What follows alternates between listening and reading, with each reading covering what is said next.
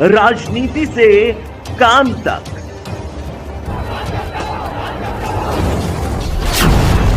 अपराध से अंजाम तक, खेत से खलिहान तक, खिलाड़ी से मैदान तक, आईफा की धमाकेदार रात, सितारों से आसमान तक, अब हर खबर पर होगी हमारी नजर। पल पल बदलती देश और दुनिया की हर खबर पाइए सीधा अपने मोबाइल। आगरा में एक पिता ने अपनी संपत्ति को खूब बनाया, परिवार खुश रहे इसलिए रात दिन मेहनत की, होटल बनाया, परिवार को खुशहाल किया और जब बेटे बराबर के हो गए, शादियां हो गई तो उन्हें होटल की जिम्मेदारी भी सौंप दी। लेकिन जिस तरह से संपत्ति बढ़ी, होटल की प्रतिष्ठा बढ़ी, उसी के साथ दो भाइयों के बीच विवाद खड़े हुए और दरारें भी आ गई। आज एक पिता अपने दोनों बेटों को आपस में सिर्फ संपत्ति के लिए लड़का देख खामोश तो है, लेकिन पूरी तरह से टूट गया है। यह पंक्तियां होटल अमर के मालिक अमरदेव कहानी के लिए है, जिन्होंने 80 साल की उम्र में अपने दोनों बेटों को लड़ता हुआ देखा है और इस दर्द को झेलना उनके लिए मुश्किल ही नजर आता है। दोनों भाइयों के बीच हुए विवाद को लेकर शनिवार को होटल अमर के मालिक अमरदेव साहनी के बड़े बेटे रविंद्र सिंह साहनी पत्रकारों से रूबरू हुए। पत्रकार वार्ता के दौरान उन्होंने सिर्फ दो बातें ही कही कि संपत्ति का किसी भी तरह का विवाद नहीं है, भाई क्या चाहता है उन्हें नहीं मालूम, उनके माता पिता को अब इस उम्र में किसी भी तरह का दर्द न जीना पड़े। प्रेस वार्ता कर रविंद्र सिंह साहनी ने रखा अपना पक्ष। शनिवार को होटल अमर के मालिक अमरदेव साहनी के बड़े बेटे रविंद्र सिंह साहनी की ओर से प्रेस वार्ता आयोजित की गई। प्रेस वार्ता के दौरान रविंद्र सिंह साहनी ने अपने पक्ष को पत्रकारों के सामने रखा।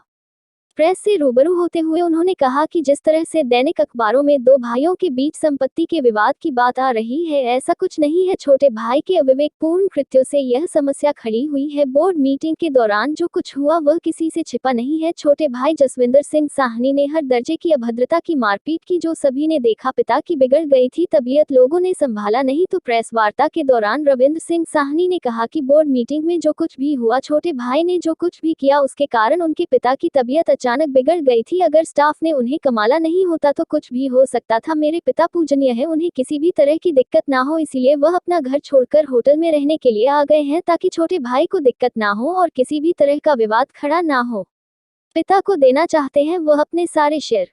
रविंद्र सिंह साहनी ने कहा कि वह अब इस उम्र में अपने पिता की आंखों में आंसू देखना नहीं चाहते। अगर पिता कहेंगे तो वह अपने सारे टेस्ट भी उन्हें दे देंगे, जिससे उन्हें किसी भी तरह की दिक्कत ना हो और पिता आराम से अपना जीवन गुजार सके। छोटे भाई के कृत्य से अपनी और अपने बच्चों व पत्नी की भी जान का खतरा। रविंद्र सिंह साहनी का कहना है कि जिस तरह से छोटे भाई ने एक कृत्य को अंजाम दिया है, उससे अब उन्हें अपनी जान के साथ साथ पत्नी और बच्चों की जान का भी खतरा लगने लगा है। छोटा भाई अब किसी भी हद तक जा सकता है, इसीलिए उन्होंने पुलिस से अपने और अपने परिवार के लिए सुरक्षा की भी मांग की है। ताजगंज थाने में दर्ज कराया है मुकदमा, पुलिस कर रही है जांच।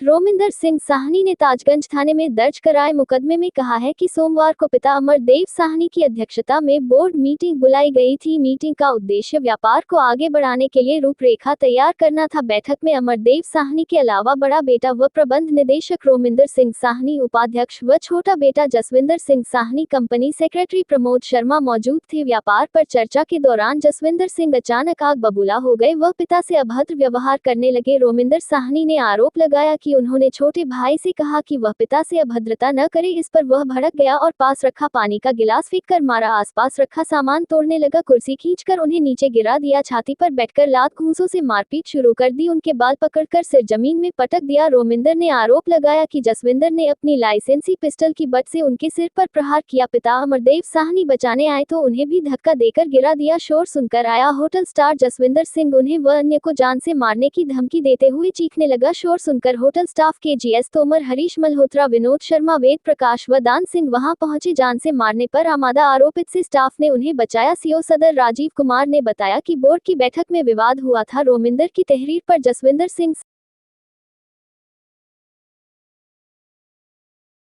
पहले तो आप लोगों को मुझे यहाँ बुलाना पड़ा, तकलीफ देनी पड़ी, उसके लिए मैं सॉरी हूँ, बट मेरी मजबूरी थी कि आप सबको मुझे बुलाना ज़रूरी है। मेरा नाम रोमिंदर सिंह साहनी है, मेरे फादर का नाम श्री अमरदेव सिंह साहनी है और ये मेरी वाइफ हैं शीतल कौर साहनी है।